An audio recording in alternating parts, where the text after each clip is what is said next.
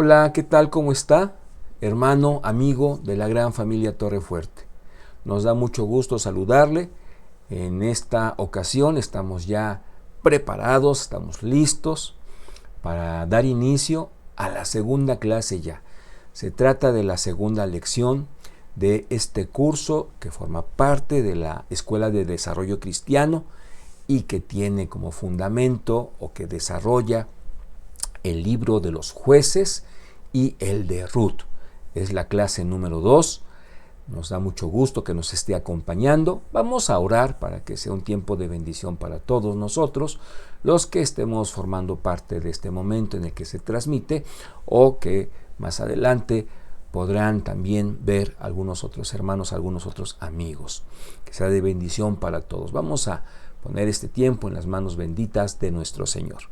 Gracias, Padre, por cada hermano, por cada amigo que forma parte de este tiempo en el que tú nos permites acercarnos a tu palabra. Lo hacemos, Señor, humildemente pidiéndote que tú seas nuestro maestro. Queremos, Señor, si es tu palabra, que seas tú el que nos dirijas a través de ella para lo que hemos de aprender en esta ocasión. Gracias por todas las enseñanzas que nos has dejado en estos dos libros tan hermosos, que nuestra mente, pero sobre todo nuestro corazón, pueda estar atento y receptivo a lo que tú quieres para nuestra vida espiritual. Te lo agradecemos, te lo pedimos en Cristo Jesús. Amén. Bien, pues como usted puede checar o puede observar en su pantalla, en esta ocasión, la lección número 2 tiene como título Hombres que cambiaron su mundo. Es importante esta palabra, su, que es, digamos, realista, plantea un concepto realista, no es una expresión, digamos, tan sensacionalista, perdónenme la expresión, como otras veces lo llegamos a escuchar o a leer, hombres que cambiaron el mundo. Bueno, habrá circunstancias en donde quede, digamos, sea acorde esa expresión. En esta situación nosotros estamos enfocando un entorno muy particular. Son hombres que hicieron un cambio en su mundo. No es que cada quien tenga un mundo, lo estamos de alguna forma diciendo de manera simbólica, digamos entrecomillada. Todos nosotros tenemos un entorno que podríamos llamar, podríamos catalogarle como nuestro mundo, nuestra familia, nuestros amigos, nuestro lugar de trabajo, nuestra iglesia, etcétera. Todo ese panorama que nos rodea, podríamos decirle así, podríamos llamarle de esa forma, nuestro mundo. Y en esta clase nosotros vamos a estar considerando esta situación.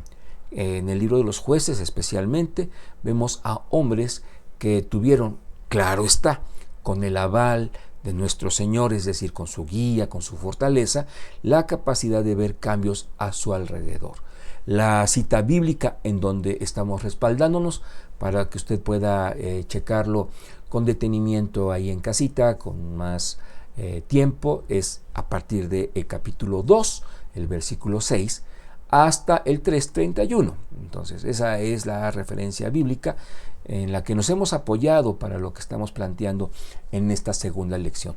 Obvio, como lo hemos establecido, hacemos selección de conceptos que creemos dan un panorama completo, sin la posibilidad, por cuestión de tiempo, de adentrarnos en cada uno de los versículos, ¿no? Pero sí estamos tratando de, digamos, segmentar o agrupar en diferentes segmentos ideas completas que nos puedan dar un panorama también completo de lo que el Señor quiere que usted y yo aprendamos, recordemos, tengamos presente, reflexionemos, etc. Entonces, ahí lo tenemos, el título, Hombres que cambiaron su mundo. Vamos a partir de una pregunta, ahí la tenemos. Formulamos esta pregunta para reflexión muy en lo individual. A usted, mi hermano, nuestro amigo en la fe, nuestra hermana en la fe, etcétera, la pregunta es abierta, o a todos, vaya. ¿Cómo le gustaría que su vida afectara a quienes le rodean? Partamos de algo. Nosotros para bien o para mal, estamos generando cierta influencia. Vaya, hasta en la mascota de alguna forma, o en las mascotitas, de alguna manera, al estas ver nuestro comportamiento, sea cual sea, nos van conociendo y vamos generando una afectación en sus mentecitas, en sus corazoncitos, hablo de las mascotas, porque vaya, insisto, nos van conociendo, vamos nosotros generando, vamos a entrecomillarlo también, un historial. A veces es una situación para bien, de bendición. Lamentablemente en otras ocasiones esa influencia no viene siendo lo que nosotros deseáramos o deseamos. Entonces, estamos usando la palabra afectar en un sentido general, no para bien, no para mal. Afectar no necesariamente es en un tono negativo. Va la pregunta de nuevo: ¿cómo nos gustaría que nuestro comportamiento, nuestras actitudes, nuestra forma de hablar afectara a quienes nos rodean? Hemos dicho, invariablemente esto sucede. Y siendo, digamos, optimistas, vaya, vamos a partir del hecho de que a la gente que nos rodea, nosotros le estamos influyendo de manera positiva. Vamos a darlo por hecho. Con todo, siempre habrá la posibilidad y por ende en nuestro corazón la inquietud de que esta afectación, o si no le gusta mucho la palabra influencia, sea positiva, sea fuerte para bien, sea si no concluyente, si no determinante, una fuerte influencia positiva a quienes nos rodean y que, insisto, pueden ser los hijos, pueden ser los hermanos, pueden ser los padres en un entorno familiar, pueden ser los vecinos, hablando ya de una comunidad fuera del entorno familiar. Entonces, es importante que nosotros analicemos frecuentemente la respuesta que le daríamos a esta pregunta y no dar por hecho que estamos actuando de una manera en la que todos dicen bravo a nuestro comportamiento. Es importante, frecuentemente, no hay una periodicidad establecida, que nosotros podamos considerar, bueno, hoy la gente que me rodea, ¿qué está sintiendo? ¿Qué está pensando de mí, de mi comportamiento, de mis actitudes para con ellos o en general? ¿Cómo estoy yo motivando? ¿Cómo estoy yo contribuyendo a que alguien corrija su camino? ¿Cómo estoy yo impulsando a que alguien emprenda algo que ha dejado desde hace mucho tiempo abandonado? A eso es a lo que nos estamos refiriendo. Siempre hay la posibilidad de que esta influencia, siendo positiva, de que esta afectación, siendo positiva, sea creciente, sea cada vez más de impacto, cada vez más extensa. Esto, ¿por qué viene siendo una pregunta de nuestro estudio bíblico o específicamente de nuestra lección, la 2? Porque sucede, cuando vemos la vida de los jueces, que ellos, sin ser reyes, sin ser profetas, sin ser sacerdotes del pueblo de Dios o en el pueblo de Dios, con sus altas y sus bajas, como lo hemos comentado en la primera lección, fueron de influencia para el pueblo de Dios, obviamente, y nosotros en la Biblia podemos ver cómo esa influencia pudo ser más consistente, de mayor impacto, en la medida de ¿qué? En la medida en la que se tuviera mayor dependencia de Dios, mayor guía o una guía más puntual, más, digamos, haciendo a un lado titubeos, etc. Entonces, por eso es que estamos arrancando con esta pregunta. Hay un dato interesante a partir ya del capítulo 2, lo podemos checar, lo podemos ver. Tenemos ahí una pregunta introductoria también. Josué en Jueces, que no al concluir el libro de Josué tendríamos ya que hablar de otro entorno completamente. Bueno, sí, en el libro de los Jueces tenemos el historial del pueblo de Dios a partir ya de una conquista, decíamos en la clase anterior, conquistas, ¿no? Es decir, manteniendo de alguna forma una situación que Dios desaprobaba. Es decir, en algunas de las tribus vemos cómo se hizo a un lado el mandato divino y no se exterminó plenamente la influencia de esos pueblos. Entonces, eso es lo que en esencia nosotros vemos sobre todo al inicio del libro de los Jueces. Pero es importante cómo el autor involucra la vida de Josué, y lo estamos aquí leyendo, o lo vamos a poder aquí leer a partir del versículo 6 hasta el 10, si me permite darle lectura a la cita. Lo tiene usted en su pantalla, por si gusta seguirme con su vista. Porque ya Josué había despedido al pueblo, y los hijos de Israel se habían ido cada uno a su heredad para poseerla. Y el pueblo había servido a Jehová todo el tiempo de Josué. Eso no lo perdamos de vista. Es interesante cómo en el libro de Josué, al principio de este libro, nos estamos remitiendo, nos estamos trasladando a Josué un poco antes de Jueces. Al inicio tenemos la encomienda de Dios a Josué. Josué, hijo de Nun, escuchó al Señor diciéndole: mi siervo Moisés ha muerto, etc.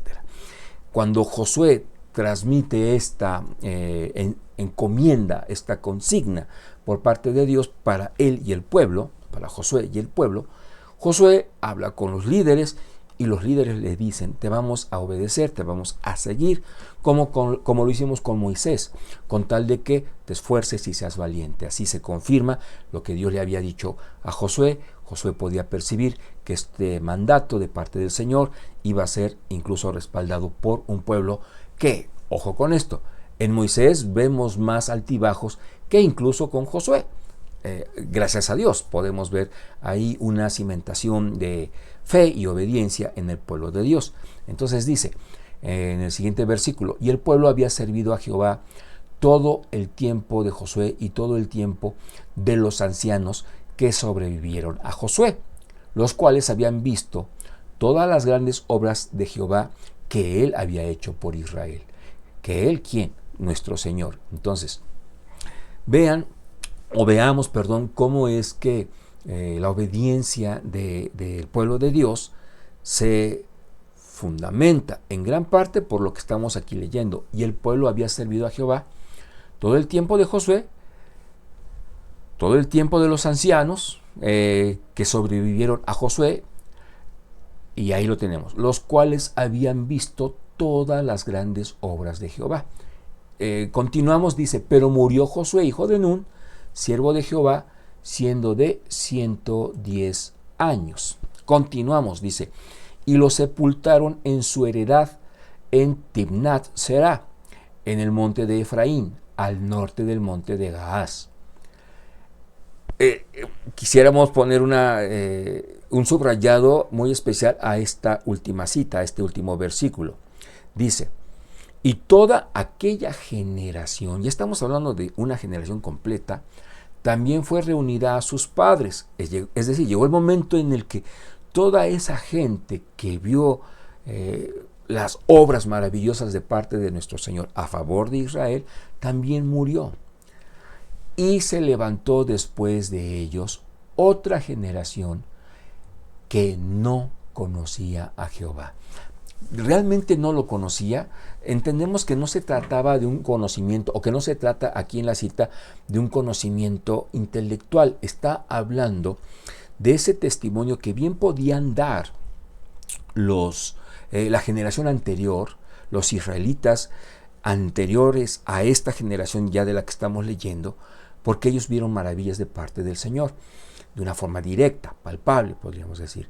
Pero aquí, ¿qué es lo que estamos leyendo? Dice: y se levantó después de ellos otra generación que no conocía esto. O sea, escuchaba de Jehová, escuchaba de su poder, tal vez veía incluso emocionados a quienes lo platicaban, pero ya no era una situación que pudiera avalarse de la manera en la que alguien les dijera: yo lo escuché, lo vi, escuché cómo las aguas tomaron incluso un sonido diferente al separarse. Podíamos, discúlpeme la expresión, podíamos escuchar en estéreo el río Jordán, porque teníamos aquí la bocina izquierda y aquí la bocina derecha.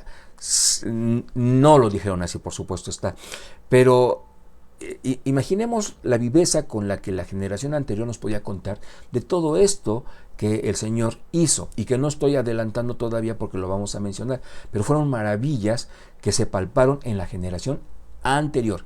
En esta no había tal conocimiento, no que no conocieran de Dios, incluso conocían a Dios, se puede decir, pero no a la manera de la generación previa, la anterior. Por eso dice al final, ni la obra que él había hecho por Israel. Vamos a acomodar tantito la silla.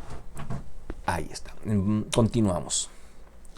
La generación que despide a Josué, ponemos entre comillas despedir porque no fue un ya no te queremos, Josué, ya no te queremos ver, sino que hay una despedida, digamos, a manera inversa de lo que es un saludo. Por supuesto que incluyendo seguramente abrazos, lágrimas de tristeza, de nostalgia, porque se trataba ya de una etapa concluyente para ambas partes, para el pueblo y Josué y el pueblo. La generación que despide a Josué en términos generales fue fiel por las siguientes razones. Por eso no me quería yo adelantar tanto. Vamos a mencionar de las más recordadas, tal vez hasta las más significativas, pero creo que hablando de las manos de nuestro Señor, no hay obra pequeña, no hay obra grande. Todo es una situación maravillosa de su poder y de su amor. Pero digamos, a manera de esquema diríamos, en el capítulo 2, recuerde, estamos remontándonos en Josué, la protección a través de Rahab, como esta mujer cuida de los espías que envió Josué. En el capítulo 3 tenemos lo que se mencionó, la apertura tal cual del Jordán con todo, y que fue en una época en la que estaba desbordante por la temporada. Era prácticamente un suicidio tratar de cruzarlo. Bueno, pues se pudo hacer con el poder de Dios, no una persona, todo el pueblo. El arca ahí en el centro, estableciendo como presencia de nuestro Señor la protección fiel para desde el más grande al más pequeñito poder cruzar sin ningún problema este río a la tierra que sería conquistada.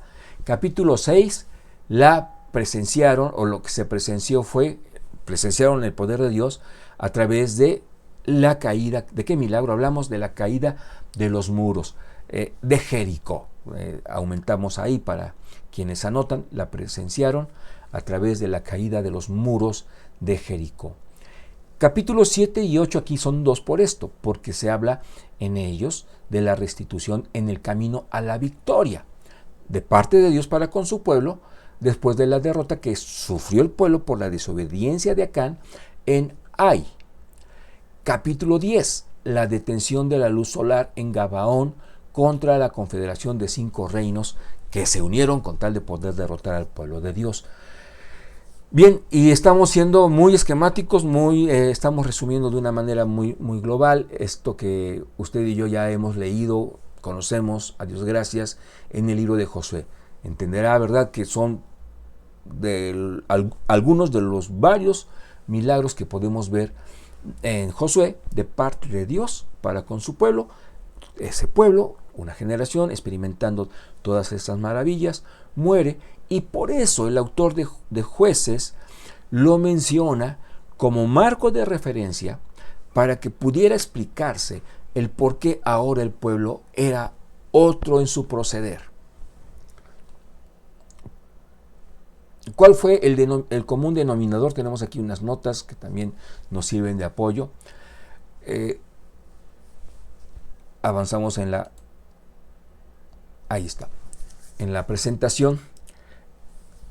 Antes de seguir a una idea distinta, a partir de esto que usted y yo hemos leído y estamos tratando de reflexionar, consideremos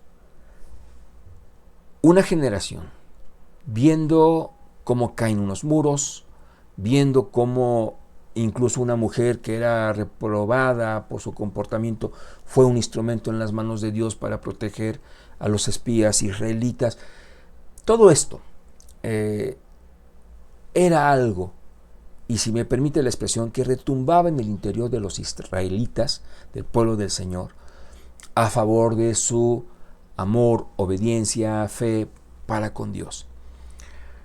¿Por qué no entonces? Es una invitación, diríamos.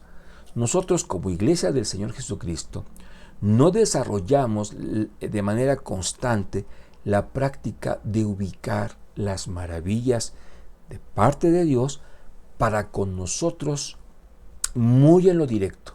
Cuando digo muy en lo directo es porque sabemos que, por ejemplo, la luz solar, que es esencial para la vida, es una bendición para todo el mundo, para el creyente, no creyente, para el bautista, para el metodista, etc.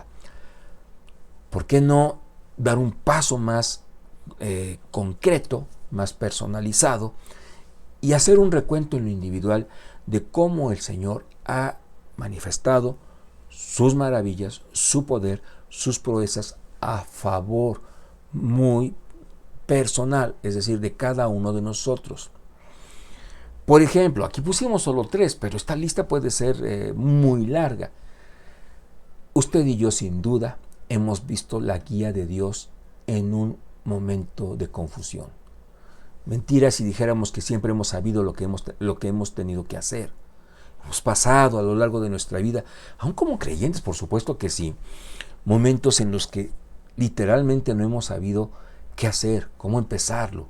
Sin embargo, en oración, en dependencia para con Dios, en una actitud humilde, etcétera, buscando la dirección divina, el Señor en su misericordia, por su gracia, nos ha dicho, esta es la directriz.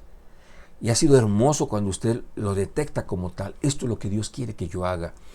Y es hermoso también ver las resultantes de ese proceso, cómo es que el Señor nos bendijo a partir de hacerlo, a su modo, a su manera. Entonces, pensemos, y no en esta clase, porque qué tanto tiempo nos podría llevar, pero téngalo como, si me permite, lo planteamos como tarea. Vea, analice, recuerde cómo Dios le guió en momentos de confusión, recuerde los detalles, recréelos, si es posible. Será de bendición el que pueda tener ese panorama que está ahí archivado, refrescarlo en su interior. La fortaleza de Dios. Recuerde cómo el Señor le dio fuerzas, recordemos cómo Dios nos dio fuerzas cuando creímos que ya no podíamos más. ¿Cuántas veces hemos visto a personas casi expresándolo, ya no aguanto? Y a partir de eso tal vez un llanto, pero principalmente un acto total de dependencia al Señor, orando, humillándose, poniéndose a sus pies, y hemos visto cómo esa persona resurge, se fortalece en Cristo y sale victorioso. Ha pasado con nosotros también. ¿Por qué no recordarlo? ¿Por qué no recrearlo? El consuelo de Dios ha sido maravilloso en nuestra vida, por supuesto. Es prácticamente un hecho que todos nosotros hemos tenido la pérdida de un ser querido. Bueno, gracias a nuestro Señor lo podemos decir. Aquí estamos, seguimos extrañando, seguimos añorando, seguimos recordando, y todo esto con intensidad, con tristeza. ¿A quiénes? Pues a quienes ya están en la presencia de nuestro Señor. Pero hoy lo decimos de una manera mucho más tranquila que hace no sé cuánto tiempo. Cada uno tiene su testimonio. Pero a Dios gracias, nos tocó, como ejemplo solamente lo digo, una hermana, una hermana en Cristo, quedó viuda de una manera repentina, abrupta. No fue por una enfermedad que anunciara un deceso, fue algo repentino, de la noche a la mañana.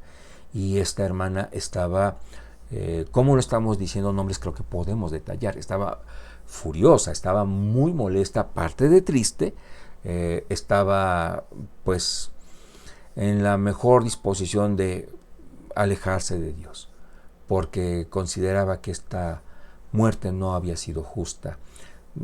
Por el momento, nunca hay un momento ideal, pero ella lo entendía así, pudo ser después, estaba todavía muy joven, yo lo necesitaba mucho. Ya sabe, ¿no? Lo que sale de nuestro corazón cuando vivimos una situación así tan triste, tan dramática. Y le fue difícil, muy difícil, pero bendito sea Dios, se oró por ella, su familia, que es cristiana, creyente también, le arropó, y hoy se congrega y llega con un rostro muy diferente al que tenía en el sepelio. ¿Por qué? Porque Dios tiene la capacidad de mantenernos firmes aún en el dolor. No quita esta tristeza de nuestro corazón, seguimos extrañando, pero qué hermoso es poder palpar que hoy estamos de pie, gracias a Dios, cuando posiblemente, al menos algunos, creían que hasta ahí habían llegado a causa del desconsuelo, a causa de la tristeza. Bien, ahora sí, vamos a la idea que queremos enfatizar. Jueces 2 del 11 al 19. Haciéndole justicia al libro, vamos rápidamente o de manera ágil, no rápidamente, de manera ágil a leer esta cita. Después los hijos de Israel, después de lo que usted y yo leímos de Josué, y cómo, aún en Jueces, y cómo el pueblo era diferente, aquí tenemos lo que sucede después de la muerte de Josué. Claro, no de inmediato, pero a partir de. Después los hijos de Israel hicieron lo malo ante los ojos de Jehová y sirvieron a los Baales. Dejaron a Jehová, el Dios de sus padres, haciendo referencia a una generación previa, que los había sacado de la tierra de Egipto, y se fueron tras otros dioses, los dioses de los pueblos que estaban en sus alrededores, a los cuales cuesta trabajo leerlo, ¿no? Adoraron y provocaron a ira a Jehová. O sea, no simpatizaron con los pueblos paganos en tierra de Canaán, diciendo, mira, pues podemos convivir, tú tienes tu fe, nosotros tenemos nuestra fe. No, o sea, el nivel espiritual fue decayendo cada vez de una manera más dramática, más triste para ellos y a los ojos de Dios. Dice que los adoraban. ¿A quiénes? A los dioses falsos, a los Baales, provocando a ira a Jehová.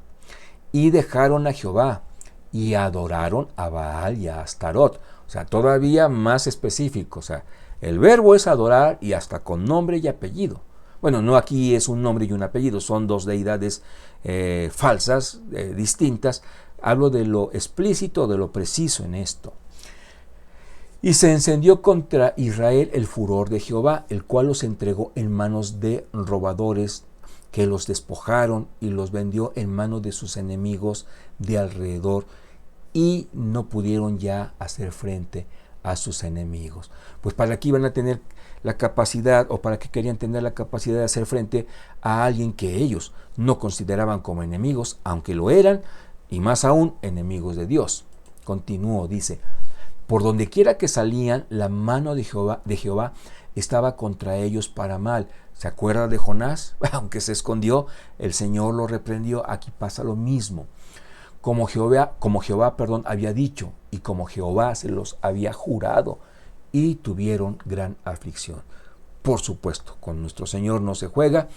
De repente vemos una persona haciendo maldad y no entendemos por qué sigue haciéndola. El Señor tiene su agenda y es perfecta. Continuamos. Y Jehová levantó jueces que los librasen de mano de los que les despojaban. Pero tampoco oyeron a sus jueces, sino que fueron tras dioses ajenos, a los cuales adoraron. Se apartaron pronto del camino en que anduvieron sus padres, obedeciendo a los mandamientos de Jehová. Ellos no hicieron así.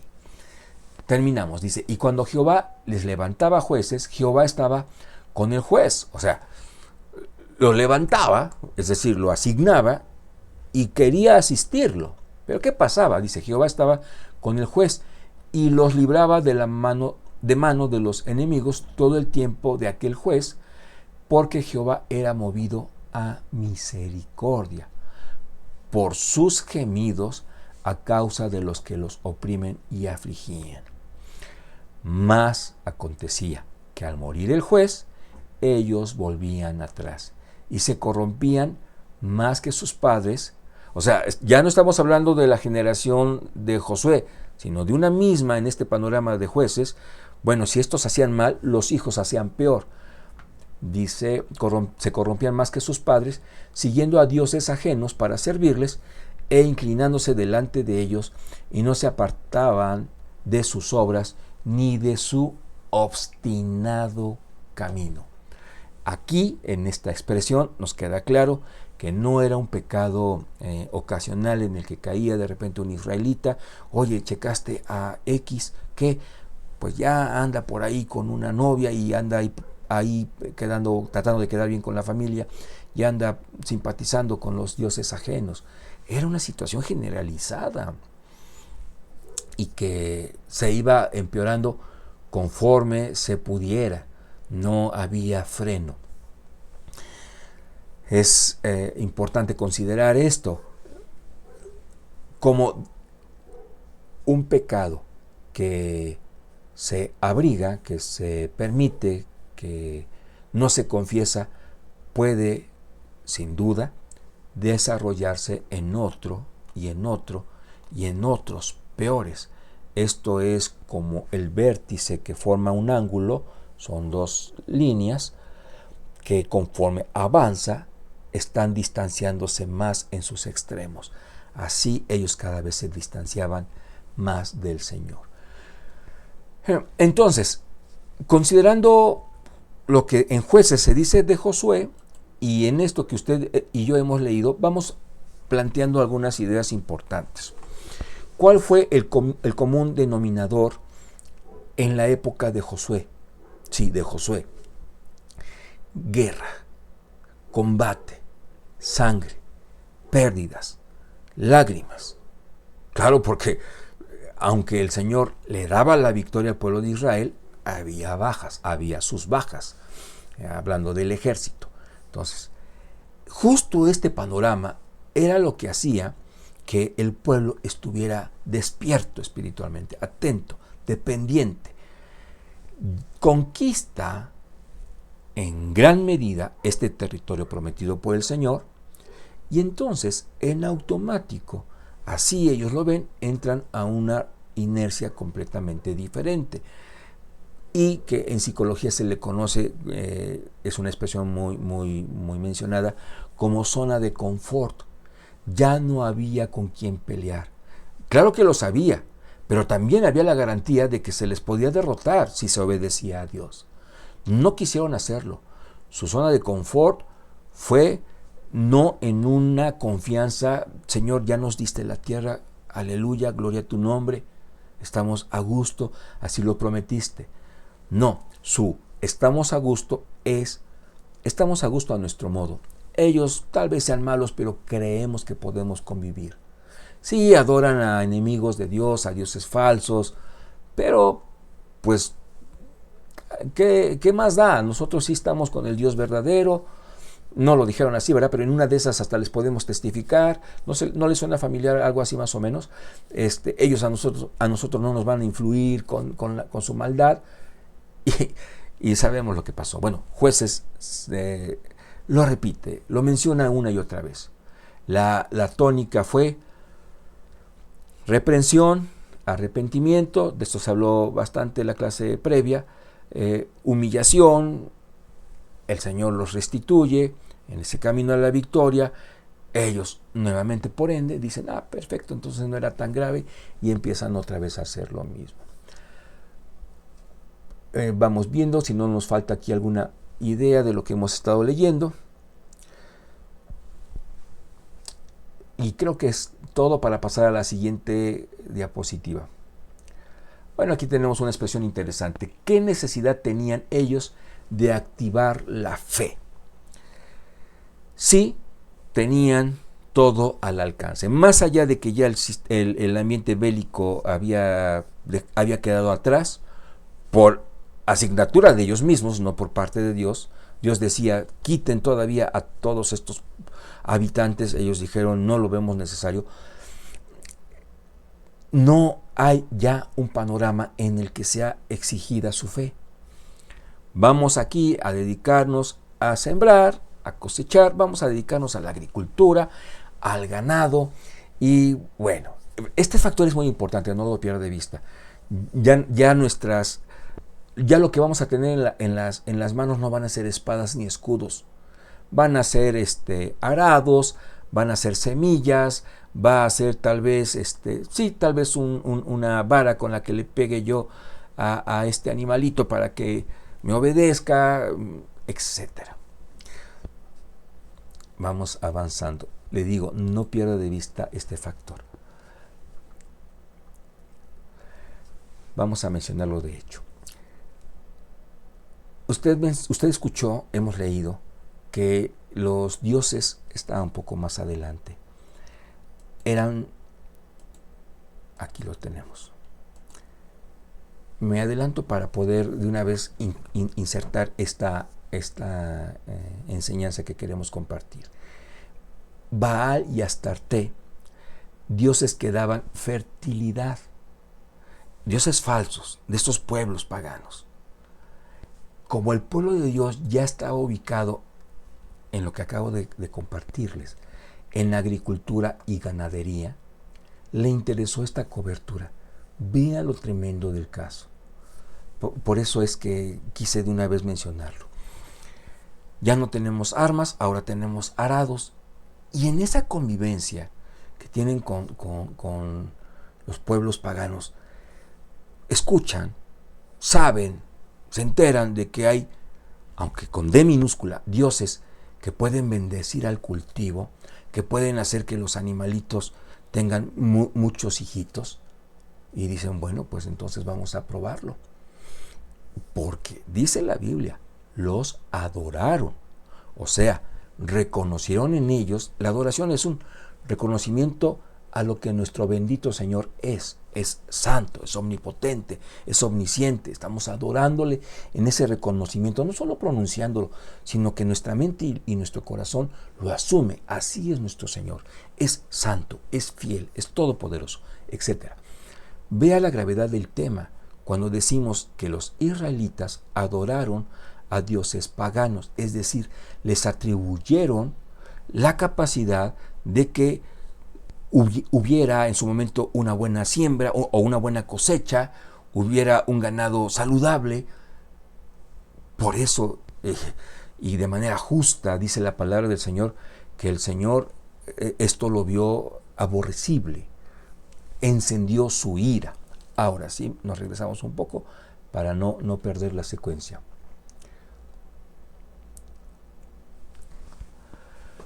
Tenemos un pasaje, se trata de el capítulo 2, versículos del 11 al 19. Déjeme ubicarlo para que podamos leerlo. Está aquí atrás. Un segundo.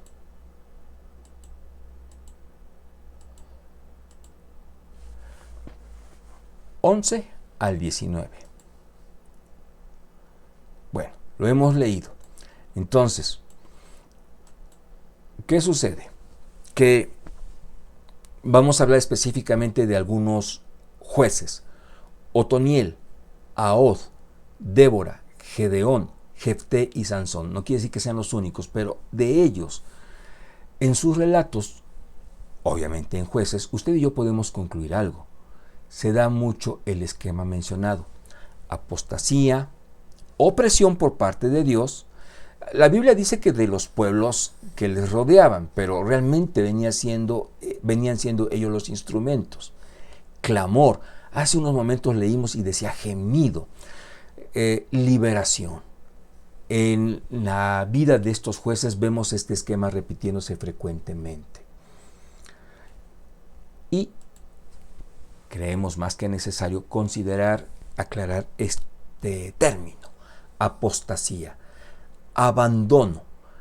Pero no es un abandono en el sentido de yo dejo abandonado mi carro en una calle porque se descompuso, estoy ilustrándolo, y ahí lo dejo y ya no me preocupo por él.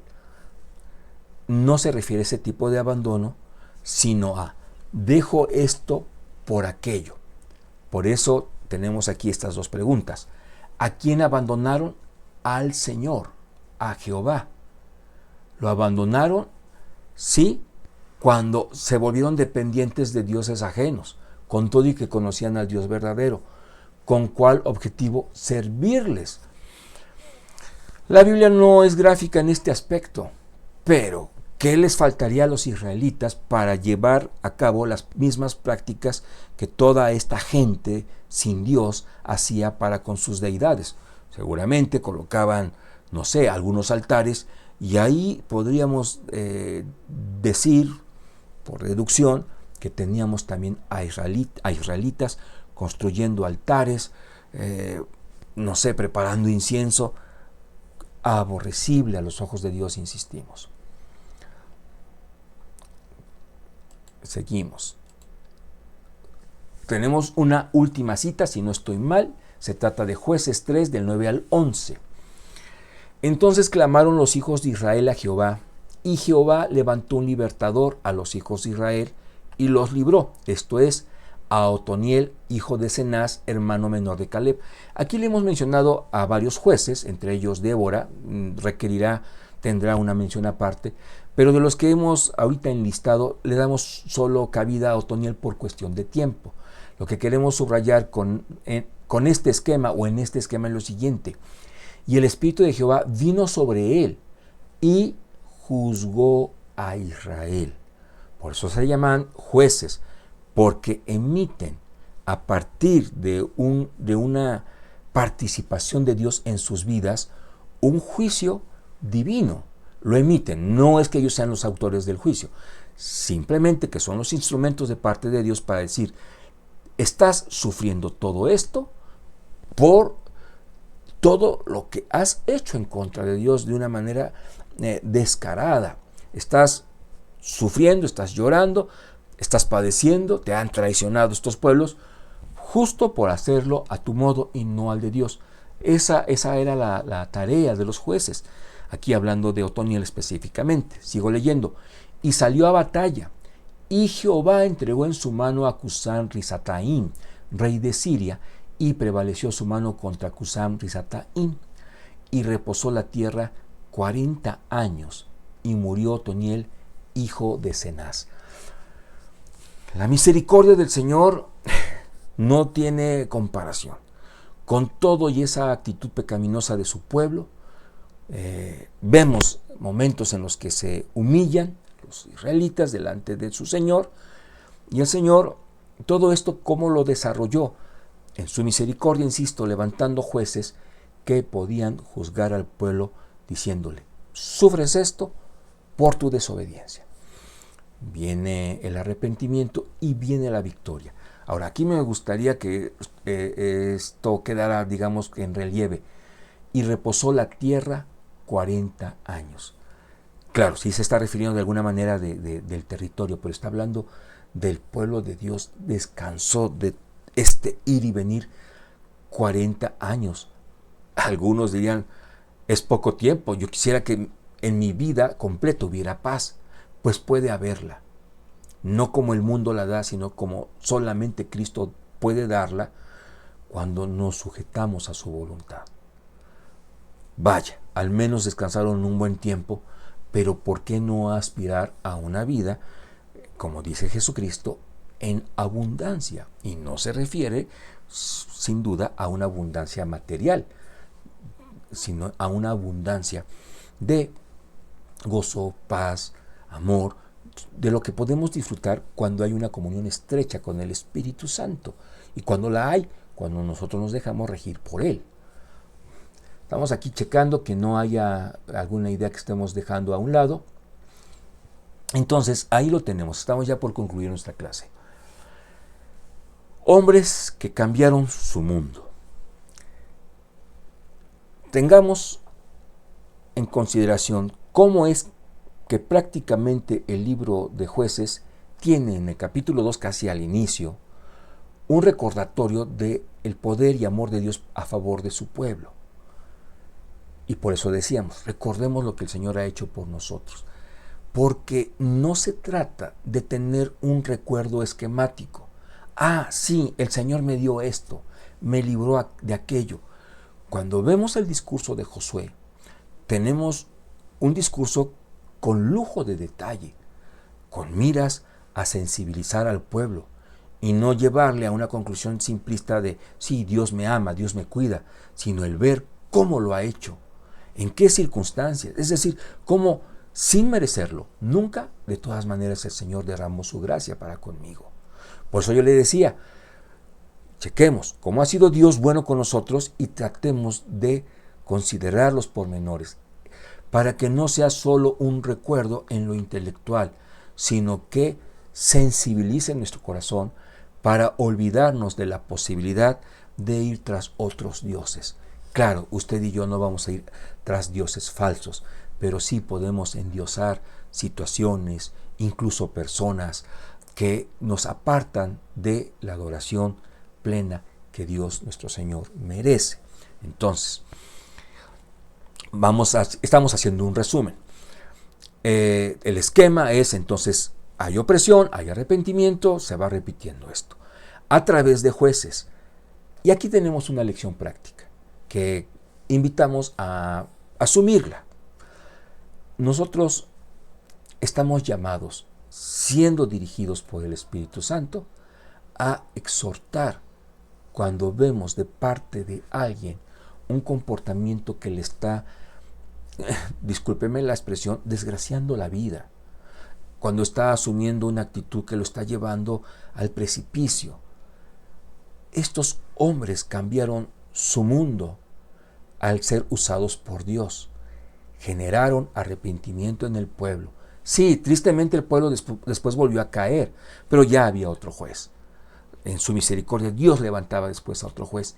Entonces, nosotros no estamos diciendo que la invitación es a que juzguemos, no, sino que en un juicio, obviamente, que debe empezar por nosotros mismos, podamos nosotros como plataforma también después ser de bendición a otros, llevándolos a contemplar al Señor como a nuestro único Dios, el cual merece toda nuestra adoración y toda nuestra alabanza. Esto es lo que el autor trata también de que nos llevemos nosotros en el corazón. Que podamos ser personas que exhortan, que motivan, que corrigen, que impulsan. Otoniel lo hizo de tal manera, no tenemos un video que lo muestre, pero lo hizo de tal manera que dio resultado. ¿Por qué? ¿Cuál fue la manera? En detalles no lo sabemos, pero sí sabemos que estaba atrás de esto. El poder y el amor de Dios. Entonces, no nos desanimemos. Contamos con el respaldo de Dios que nos ayuda, que nos guía, para nosotros exhortar a aquel hijo que no quiere acercarse a Dios, exhortar a aquel compañero de trabajo que no quiere saber nada de nuestro Señor. Tenemos la posibilidad de disfrutar cómo el Señor sigue transformando corazones en nuestro mundo, en nuestro entorno. Lo deseable es que en su misericordia pueda considerarnos como instrumentos. Bien, pues ahí está. ¿Queremos solamente 40 años de paz o queremos una vida plena como el Señor nos las ofrece en su palabra, siempre buscando obedecerle? Que el Señor le haya, digamos, a través de esta clase, nuestro deseo es enseñado, recordado algo que sea de provecho para su corazón, para su vida en lo individual, para su familia, para su iglesia, para su lugar de trabajo, etcétera, etcétera. Es apasionante este libro de los jueces. Tenemos poco tiempo considerando que también vamos a estar viendo Ruth, pero por eso es que tratamos de, con la guía de Dios, de seleccionar, de tomar los conceptos más significativos. Entonces, ahí está, vamos a orar. Le esperamos, gracias por estar con nosotros en la lección número 3. Oremos para concluir con esta. Gracias, Señor bendito, por este tiempo que hemos apartado para reflexionar en tu palabra, en el libro de los jueces. Hay una enseñanza preciosa para nuestra vida en cada página, Señor, en cada capítulo. Ayúdanos a entender esa lección, pero no solo, Señor, tenerla clara o precisa en nuestra mente. Es importante saber de lugares, de nombres, de fechas. Pero por encima de ese conocimiento está el que podemos nosotros asumir en nuestro corazón. Eres el Dios verdadero, el único, Señor, que es digno de toda la adoración y de la alabanza. Ayúdanos, Señor, trayendo a la memoria, pero sobre todo al corazón, a recordar, a tener siempre presentes, no para vivir del pasado, pero tener siempre presentes tus bendiciones para con cada uno de nosotros. Que eso nos impulse a detectar a los dioses falsos que pueden estar alrededor de nosotros, tentándonos a distraer nuestra mirada de ti. Y que más aún, Señor, en un anhelo de glorificar, o que tu nombre sea glorificado, buscar ser esos instrumentos que tú has usado para la exhortación de nuestra vida incluso, ser instrumentos para la personita que está cerca de nosotros, para la gente que nos rodea, para que también, Señor, ellos puedan, si no es el caso, girar, cambiar el rumbo, Señor, y estar en una vida que completamente se torne en una adoración a tu nombre. Gracias, Señor, en el nombre de Cristo Jesús. Amén. Hasta pronto, muchísimas gracias. El Señor le bendiga de una forma muy, muy especial. Un fuerte abrazo.